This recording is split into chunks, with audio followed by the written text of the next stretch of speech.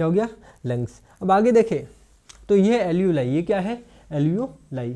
एल्यूलाई क्या होता है, इसके अंदर क्या होता है, सिंपल स्क्विमस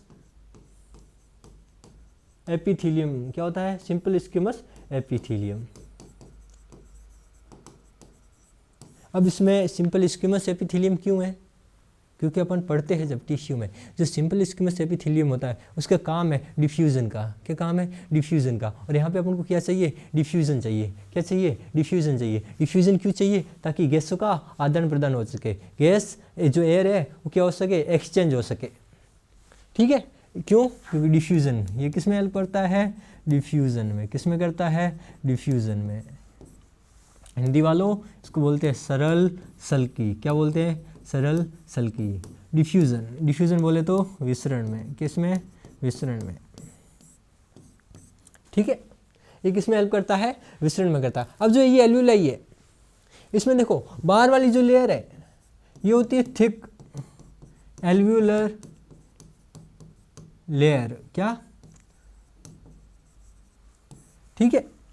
अब ये है ब्लड वेसल्स। ये टोटल क्या है, सॉरी इसमें गलती से इरेजर चल गया, मैं वापस बना रहा हूँ उसको।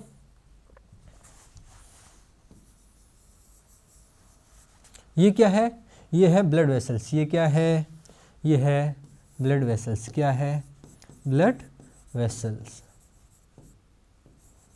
बोले तो रक्त वाहिनी। क्या है ये, रक्त वाहिनी।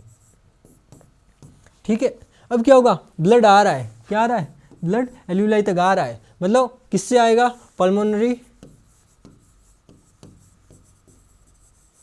आर्टरी से। किससे आएगा, पल्मोनरी आर्टरी से। बोले तो फुफ्फुसीय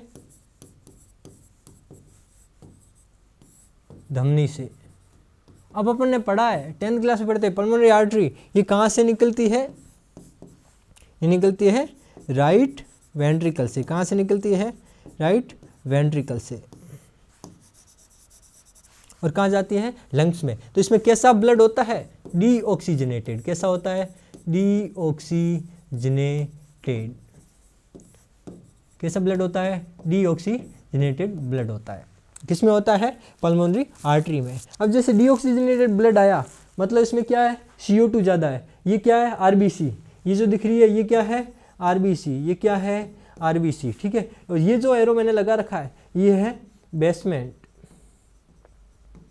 ये क्या है, बेसमेंट मतलब आधारीय। ठीक है, अब देखो यहाँ से क्या हुआ, डीऑक्सीजनेटेड ब्लड आया। क्या आया, डीऑक्सीजनेटेड ब्लड। मतलब इसमें ऑक्सीजन क्या है, कम है। CO2 क्या है, ज़्यादा है। ऑक्सीजन क्या है, कम है। अब देखो ऑक्सीजन कम है तो ऑक्सीजन एल्यूलाई तक चली जाएगी। सॉरी CO2 ज़्यादा है, CO2 एल्यूलाई तक चली जाएगी। और अपन को क्या चाहिए, ऑक्सीजन। तो ऑक्सीजन RBC ले लेगा।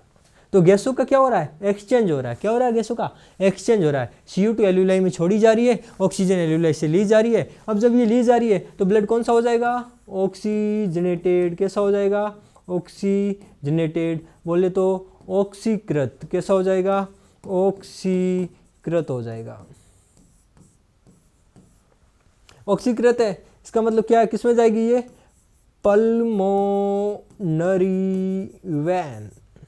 अरे बच्चों अबे कंफ्यूज मत होना बच्चों। आप बोलोगे सर आपने अभी वेन्स आर्टरी तो कर दी। वेन्स आर्टरी तो आप कर देते हो, आप कुछ भी बोल देते हो। अभी तो हमने पढ़ा था सर्कुलेटरी सिस्टम में, मैंने पढ़ा था सर लास्ट बार कोचिंग में पढ़ा था। उन्होंने बोला था आर्टरी होती है उसमें शुद्ध रक्त बहता है, उसमें ऑक्सीजनेटेड ब्लड बहता है, और जो वेन्स होती है उसमें डीऑक्सीजनेटेड ब्लड बहता है। पर ऐसा पल्मोनरी के केस में उल्टा हो जाता है।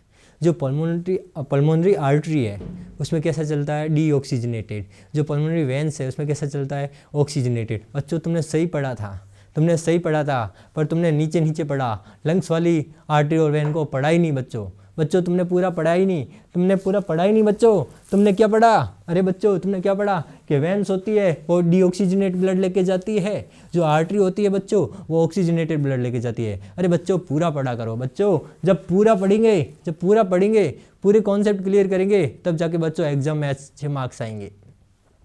फिर क्या होगा, एग्जाम में अच्छे मार्क्स आएंगे। इसलिए पूरा पढ़ा करो बच्चों। क्या करो, पूरा पढ़ा करो। बच्चे कुछ भी पढ़ लेते हैं, बच्चे बोलते हैं आर्टरी यस, आर्टरी से मेरे को याद आ रहा है, एग्जाम में क्वेश्चन आ गया पल्मोनरी आर्टरी, बच्चा क्या करता है, बच्चा कुछ नहीं सोचता है, एग्जाम में याद आया पल्मोनरी आर्टरी, बच्चे ने पल्मोनरी देखा ही नहीं, बच्चा बोलता है ऐसी चीज़ें मैं नहीं देखता, मैं क्या करता हूँ, मैं आर्टरी देखता हूँ, मैं क्या करता हूँ, मैं आर्टरी देखता हूँ, मैं पल्मोनरी देखूंगा नहीं, आर्टरी मेरे को याद आ गया, ये क्या ऑक्सीजनेटेड ब्लड लेके जाती है, एग्जाम में क्वेश्चन गलत करके आ जाता है।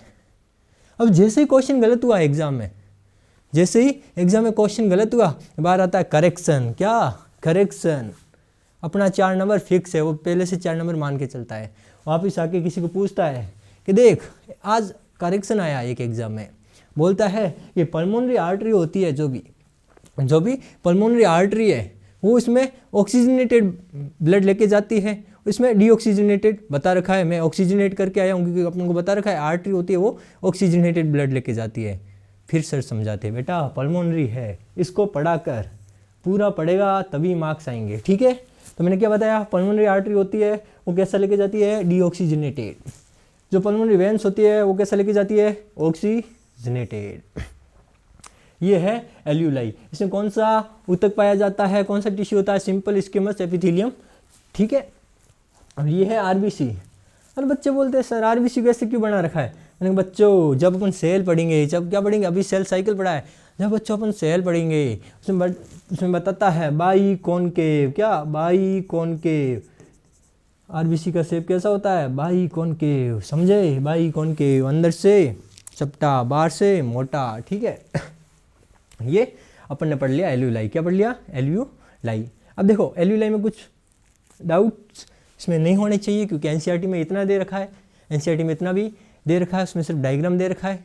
अब ये चीज़ें है, ये डायग्राम अच्छे से दे रखा है। वो क्या करता है, एनटी का सबसे मनपसंद क्वेश्चन है, एनटी का मनपसंद क्वेश्चन वो क्या करता है, इस डायग्राम को ही उठा लेता है, वो क्या करता है, इस डायग्राम को उठाता है पेपर में चिपकाता है, क्या करता है, इस डायग्राम को उठाता है पेपर में चिपका देता है। अब जैसे ही डायग्राम को उठाया पेपर में चिपकाया, वहाँ पे बोलता है बताओ सही सही नाम दे रखे कि नहीं दे रखे, ABCD।